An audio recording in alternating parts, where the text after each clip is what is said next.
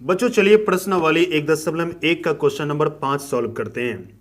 ये जो मैंने सवाल लिया है ये न्यू एनसीईआरटी बुक में प्रश्नावली 1.1 के क्वेश्चन नंबर 5 में देखने को मिलेंगे।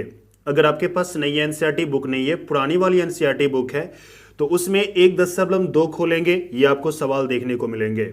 ओके, ये जो सवाल है मैंने इसको दो तरीके से बताया है इस वीडियो के माध्यम से। आपको एक तरीके नहीं समझ में आएंगे तो दूसरे तरीके से आप समझ सकते हैं। ओके, जैसे मैं बता रहा हूं वैसा ही अगर एग्जाम में लिखते हैं तो आपका एक भी नंबर कटने वाला नहीं है।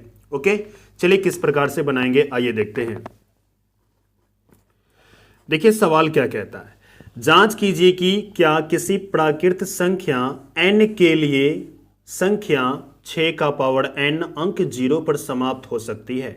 हमें जांच की बतानी है कि अगर n की जगह पर कोई प्राकृत संख्या रख दूं, जैसे 1 2 3 4 5 कुछ भी रख दूं, तो वो क्या 0 पर समाप्त होगी, ये कह रहा है। ठीक है, चलिए किस प्रकार से बनाएंगे आइए देखते हैं। देखिए एक चीज मैं आपको बताऊं, इसमें हम एक चीज लिख सकते हैं कि हम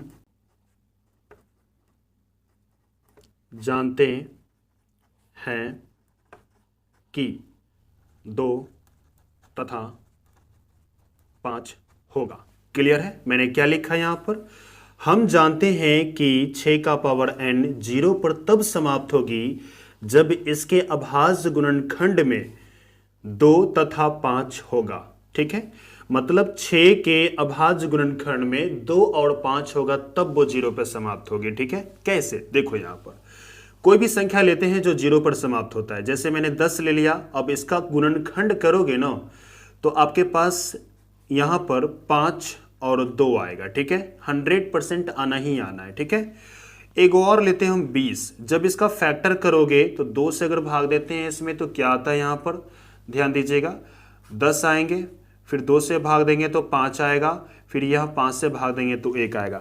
मतलब 2 और 5 आया ना, इसका मतलब यह है कि कोई भी संख्या ले लो, ठीक है, जो 0 पर समाप्त होती है, ओके, उसके गुणनखंड में 2 और 5 100% आएगा। ठीक है, तो इसी चीज को मैंने यहां पे लिखा है, हम जानते हैं कि 6 का पावर n 0 पर तब समाप्त होगी जब इसके अभाज्य गुणनखंड में 2 तथा 5 होगा।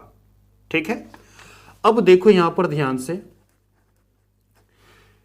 कि मेरे पास 6 का पावर तो n दिया गया है, इसका अगर फैक्टर करूं तो क्या आएगा, 2 गुना 3 आएगा। क्लियर है, बात समझ में आ रही है। अब देखो यहां पर 6 का पावर n है, इसको हम कैसे लिख सकते हैं, 2 का पावर n अलग से और यहां पर 3 का पावर n अलग से। ठीक है, क्या इसके अभाज्य गुणनखंड में 2 और 3 है, क्या 5 है, 2 तो है, अच्छी बात है, लेकिन 5 है क्या, तो 5 नहीं है। तो याद रहे जब 5 नहीं है तो ये 6 का पावर n 0 पर समाप्त नहीं होगा। तो अब देखो यहां पर हम लिख सकते हैं, यहां क्या लिखेंगे, यहां 6 का पावर n के अभाज्य गुणनखंड में, के अभाज्य गुणनखंड में, ठीक है, के अभाज्य गुणनखंड में 2 और 3 है। ओके, अर्थात 5 नहीं है, अर्थात 5 नहीं है। ओके, जब 5 नहीं है तो ये 0 पे समाप्त नहीं होगा। ठीक है, तो हम लिख सकते हैं यहां पर क्या लिखेंगे, अतः 6 का पावर n किसी भी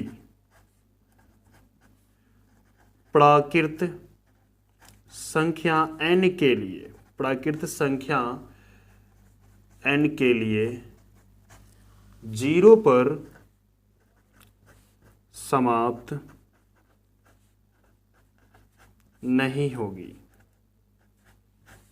क्लियर है, इसी प्रकार अगर एग्जाम में लिखते हैं तो आपका एक भी नंबर नहीं कटेगा, आपको पूरा मार्क्स मिलेंगे। ओके, इसकी थोड़ी सी प्रैक्टिस कर लेना और इस टाइप के क्वेश्चन एग्जाम में आते रहते हैं। ओके।